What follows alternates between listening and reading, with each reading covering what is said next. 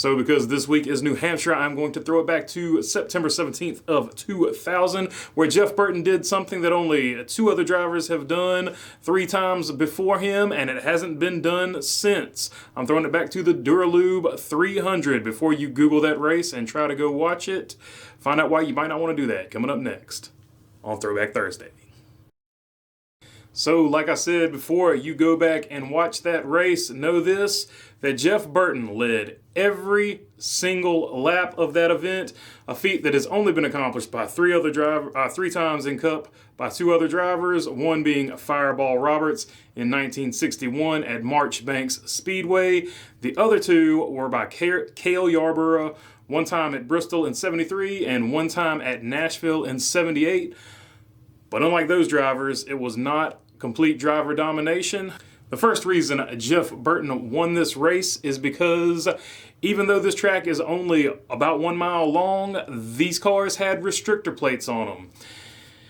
And that was not for competition like they do the tapered spacer and all that stuff today. It was for safety because the drivers said that they were not going to race this track and that they possibly were going to boycott if something wasn't done. Well, why were there concerns about the safety, you might ask? Well, the previous summer, the track had had 2 fatalities. The first one being Adam Petty, Richard Petty's grandson. The famed Petty family had lost their heir, their next guy in line after Kyle Petty. Kyle Petty had lost his son, so there was a lot of grieving in the pits because of that. And also the community lost a young up-and-coming driver, Kenny Irwin, who was driving for Robert Yates. And even though Davey Allison had passed in 93, it was still fresh on everybody's mind. And then just sort of the stigma of the guy driving the 28 was always having bad luck. They've lost Kenny Irwin, they've lost Davey Allison, and obviously Ernie Irvin had gotten in a wreck in that car and lost sight in one of his eyes. So the drivers were not feeling good about New Hampshire, having had these 2 deaths happen the summer previously. And so to ease concerns, NASCAR put restrictor plates on, and this would be the first restrictor plate put on a car, put on cars that are going on a track less than 2.5 miles. And it slowed the cars down 10 miles per hour, but more importantly, it hurt acceleration, which is getting the car up to speed. When you're off the gas and get on it, that's how fast the car gets up to speed, is your acceleration. And that's actually what it hurt, and that made passing really hard. But the restrictor plates alone weren't the reason that Jeff Burton led every single lap.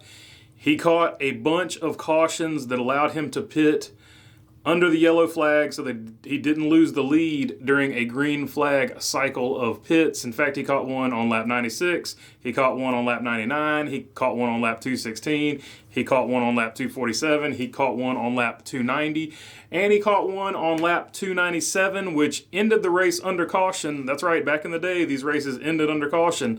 Dale Earnhardt's victory at Daytona actually ended under caution, by the way. But so it ended under caution, and that is how he got the win. And like I said, those cautions guaranteed him to not lose the lead while he pitted, as long as his team had the best pit stop. But even though it ended under caution and he led all the laps, Jeff Burton did actually pass a car. On the very first lap of the race, he passed pole sitter Bobby Labonte. So Bobby Labonte probably had to be beating himself up, like saying, man, if I just beaten him on the start, I probably would have won this race too.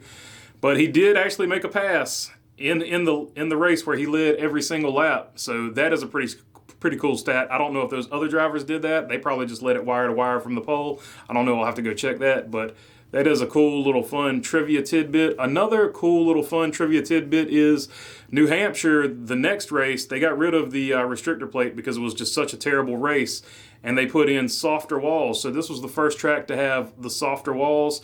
It's not the safer barrier that we know today, but it was a softer compound, and in 2002, they became, I think, the first track to have an actual safer barrier. But this was the first track to implement soft walls, which was, I think, just a foam that absorbed some of the impact. But all right, that is your Throwback Thursday. Jeff Burton led every single lap, and it hasn't been done since. In fact, the driver that got closest to it was Martin Truex in 2016 at Charlotte.